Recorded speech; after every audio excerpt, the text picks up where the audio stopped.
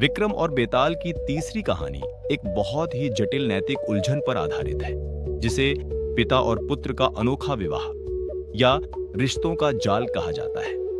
राजा विक्रम एक बार फिर पेड़ के पास पहुंचे, बेताल को कंधे पर लादा और मौन रहकर श्मशान की ओर चल पड़े। तभी बेताल ने अपनी तीसरी कहानी शुरू की। कहानी अजीब रिश्तों का शहर। प्राचीन समय में दक्षिण भारत के एक राज्य में धर्मध्वज नाम के राजा राज करते थे। उनके राज्य में एक बहुत ही चतुर और साहसी सामंत था। एक बार उस राज्य पर शत्रुओं ने आक्रमण कर दिया। युद्ध इतना भयंकर था कि राजा और सामंत को अपनी जान बचाकर घने जंगलों में भागना पड़ा।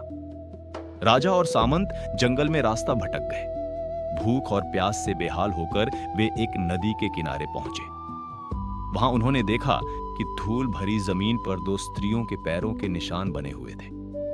पैरों के निशानों का चुनाव राजा ने ध्यान से देखा और सामंत से कहा, देखो, यहां दो स्त्रियां आई थीं। एक के पैरों के निशान बड्ढे हैं और दूसरी के छोटे। जरूर ये मां और बेटी होंगी।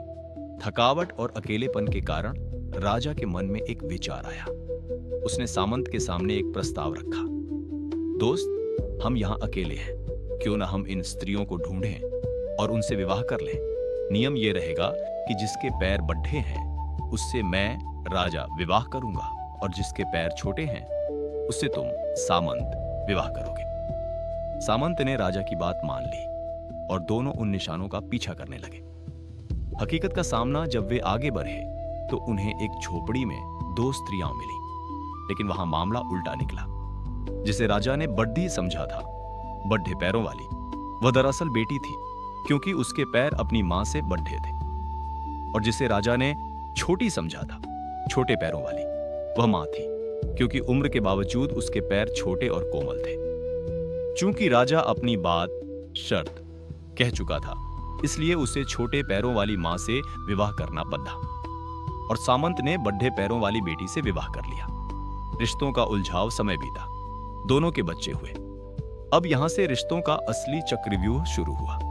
राजा की पत्नी, जो असल में मां थी, से जो संतान हुई वह सामंत की पत्नी, जो बेटी थी, कि भाई या बहन लगी। सामंत की पत्नी से जो संतान हुई वह राजा की पत्नी की पोता या पोती रिश्ते में लगी। बेताल का प्रश्न कहानी यहां रोककर बेताल जोर से हंसा और बोला, ठहर राजन, अब मेरा सवाल सुन। राजा और सामंत के इन बच्चों के बीच आपस में क्या रिश्ता होगा? अगर तूने इसका सही जवाब नहीं दिया तो तेरा सिर फट जाएगा। राजा विक्रम का मौन और उत्तर राजा विक्रम इस बार गहरी सोच में पड़ीडीडी गए। उन्होंने दिमाग के सारे घोड़े दौड़ाए, लेकिन रिश्तों का यह गणित इतना उलझा हुआ था कि इसका कोई एक नाम देना संभव नहीं था। मां की संतान और बेटी की संतान के बीच सौतेले भाई बहन, मामा भांजी और नानी नाती जैसे कई रिश्ते एक साथ बन रहे थे। अंत में विक्रम ने अपनी बुद्धि से उत्तर दिया, हे बेताल, इस स्थिति में रिश्तों की परिभाषा लुप्त हो गई है। यहां शास्त्र और लोक व्यवहार दोनों हार जाते हैं। इन बच्चों के बीच कोई एक नाम वाला रिश्ता नहीं बताया जा सकता, क्योंकि यहां विवाह का आधार ही गलत था। यह एक अनाम रिश्ता है जिसे शब्दों में नहीं बांधा जा सकता। विक्रम के इस तार्किक जवाब और उनकी चतुराई को देखकर बेताल खुश हुआ, लेकिन चूंकि विक्रम ने अपनी चुप्पी तो ढाट दी थी, बेताल फिर से उड्डकर पेद्दाह पर जा बैठा। इस कहानी का सार यह कहानी हमें सिखाती है कि जीवन में कई बार ऐसी स्थितियां आती हैं जहां हमारे बनाए हुए नियम और परिभाषाएं काम नहीं आती। जल्दबाजी में लिए गए निर्णय अक्सर ऐसे उलझाव पैदा करते हैं जिनका समाधान तर्क से परे होता है। क्या आप चाहते हैं कि मैं चौथी कहानी, जिसमें एक राजा के बलिदान की बात है, शुरू करूं?